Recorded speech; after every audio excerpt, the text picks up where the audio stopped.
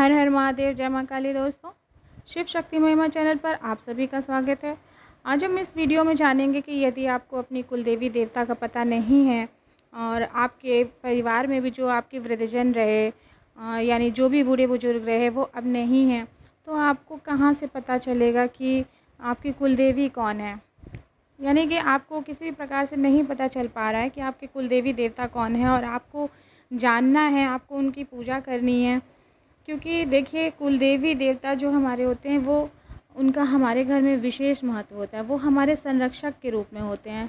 जैसे हमारे जो माता पिता होते हैं तो वो हमें कैसे संरक्षण अपना प्रदान करते हैं, अपने बच्चों की कैसे रक्षा करते हैं, तो ठीक उसी प्रकार से हम अपने जैसे माता पिता की संतान हैं तो भगवान हमारे संरक्षक के रूप में होते हैं। और हर घर में, हर परिवार, हर समुदाय में कुल देवी देवता होते हैं जो उस परिवार का, उस विशेष परिवार का संरक्षण करते हैं।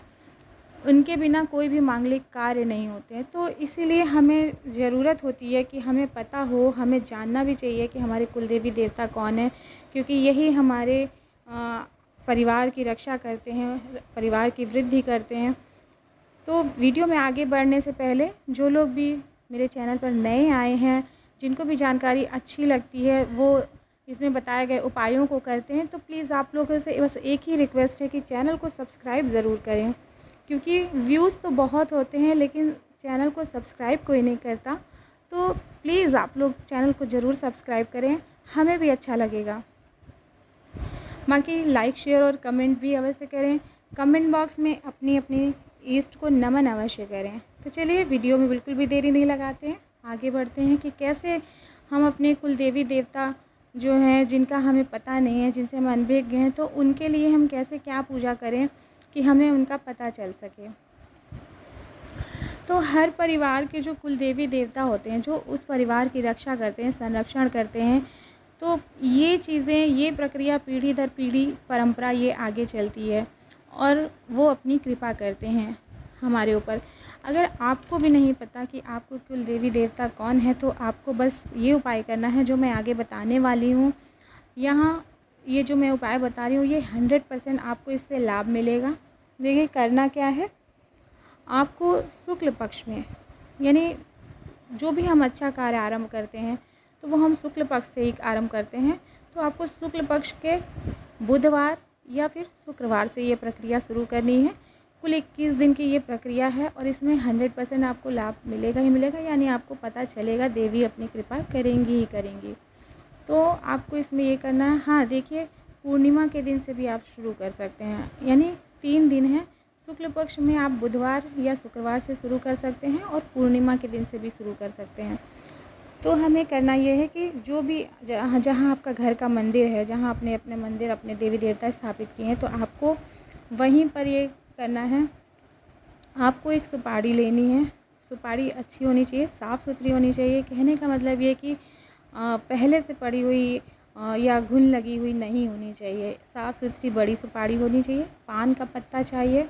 तो आपको एक साफ़ प्लेट पर या कोई आसन देकर भगवान को, आपको उसके ऊपर एक पान का पत्ता रखना है। उसके ऊपर वो सुपारी अपने कुल देवी देवता मानकर स्थापित करने हैं।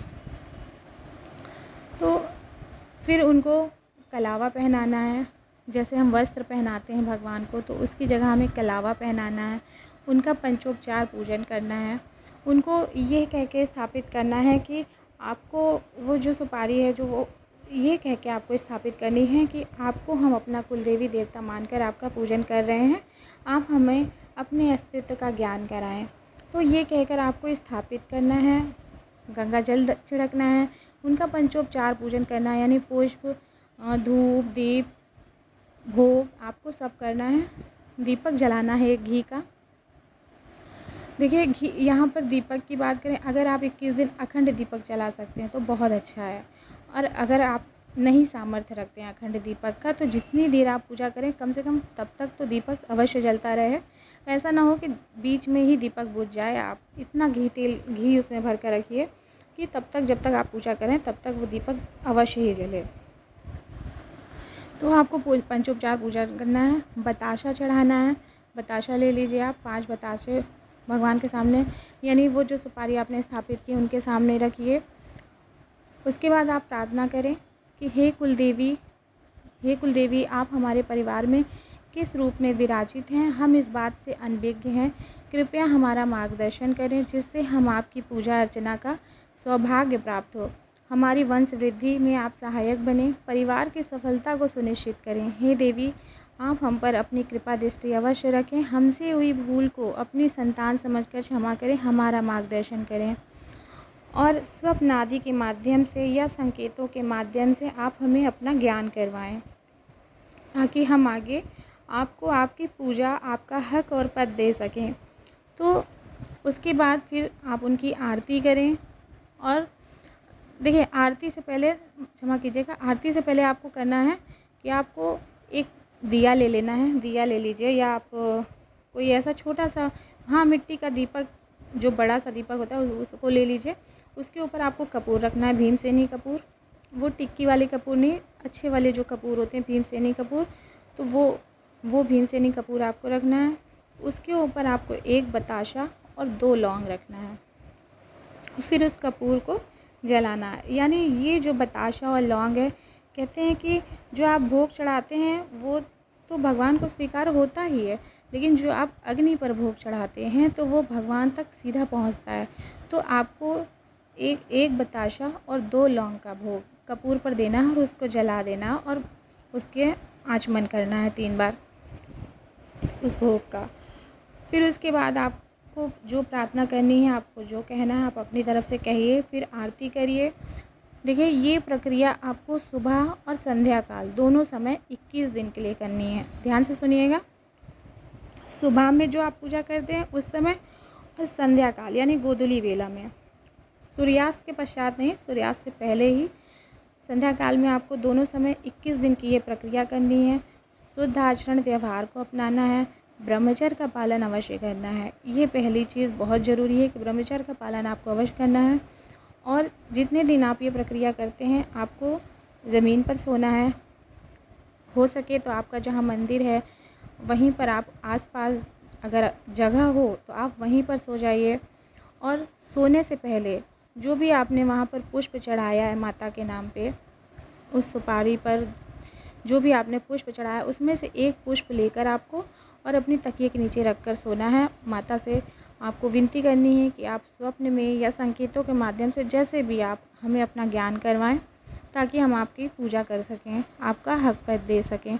देखिए, ये इसलिए ज़रूरी होता है क्योंकि जो हमारे कुलदेवी देवता होते हैं तो वो हमें संरक्षण प्रदान करते हैं, हमारी वंश वृद्धि में सहायक होते हैं।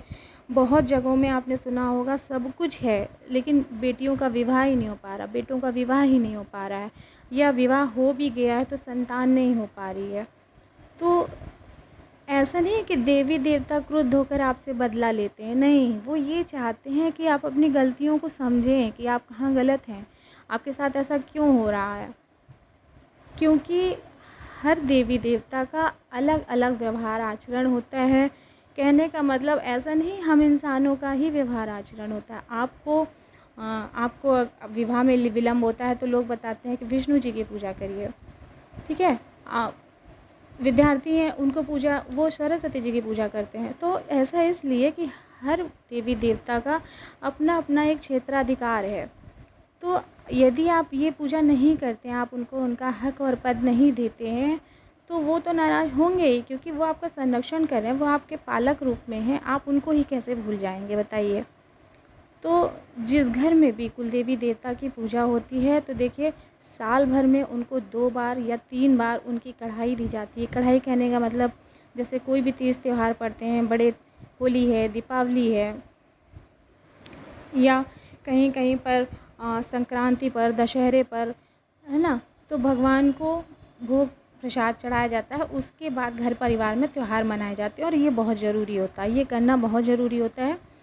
तो जो लोग भी परेशानियों को झेलते हैं तो वो इधर उधर भागते हैं, कभी साधक भगत तांत्रिक के पास भागते हैं। तो देखिए वहाँ तो आप जाएंगे लेकिन आप अपनी समस्या सुलझाने नहीं बल्कि और समस्या लेकर आ जाएंगे, क्योंकि वो अपनी भी समस्या आपको दे देंगे। तो देखिए इन चीज़ों से बचिए, जितना हो सकता है आप अपने लिए स्वयं के लिए प्रयास कीजिए। ये जानने की कोशिश कीजिए कि आपके कुलदेवी देवता कौन है। पहले आप अपने घर से शुरू कीजिए, दूसरों के पास मत भागिए। ये मैं आपके अच्छे के लिए कह रही हूँ। बहुत अच्छा होगा कि यदि आप अपने घर से सोचते हैं तो ऐसे ये उपाय करिए। ये उपाय करने से आपको निश्चित ही सफलता प्राप्त होगी। माता ज़रूर अपने दर्शन देंगी। माता यदि स्वयं दर्शन नहीं भी देती हैं तो वो संकेत देंगी आपको कि कौन है वो, आप किनकी पूजा करें। ये कैसे भी हो सकता है, जैसे आपको कहीं मंदिर के दर्शन हो जाएं, वो उस मंदिर में कौन से भगवान स्थापित हैं। जैसे पत्नी ने किया तो पति को भी ये सब स्वप्न आ सकता है, पति ने किया तो पत्नी को भी स्वप्न आ सकता है, क्योंकि ये आप दोनों अर्धांग हैं एक दूसरे के। तो आप दोनों में से किसी को भी सपना आ सकता है। तो ध्यान दीजिएगा इन 21 दिनों में आपके साथ क्या कुछ होता है, क्या संकेत मिलते हैं। कभी कभी पूजा के दौरान भी आपको संकेत मिल सकते हैं भगवान के, कि मान लीजिए आपने 5 मिनट के लिए ध्यान मुद्रा में ही गए तो उस बीच ही माता ने या जो भी आपके देवी देवता हैं उन्होंने आपको दर्शन दे दिए। तो इस तरह से 100% बहुत लोगों को मैंने बताया है, उन्होंने आजमाया, उन्होंने किया है, तो आपको सफलता प्राप्त होगी ही होगी। एक बार ये उपाय ज़रूर करें। जहाँ आपने इतना झेला है, इतना आप दूसरों तक भटके हैं, तो एक बार 21 दिन का ये भी करके देखें। पूरी श्रद्धा भाव से करें, ज़रूर सफलता प्राप्त होगी। आज बस मैं इतनी ही जानकारी दे रही हूँ, यहीं पर पूर्ण विराम दे रही हूँ। जानकारी अच्छी लगती है, आप इन्हें अपनाते हैं, फॉलो करते हैं, तो प्लीज़ मेरे चैनल को भी फॉलो कीजिए, सब्सक्राइब कीजिए, मुझे भी अच्छा लगेगा।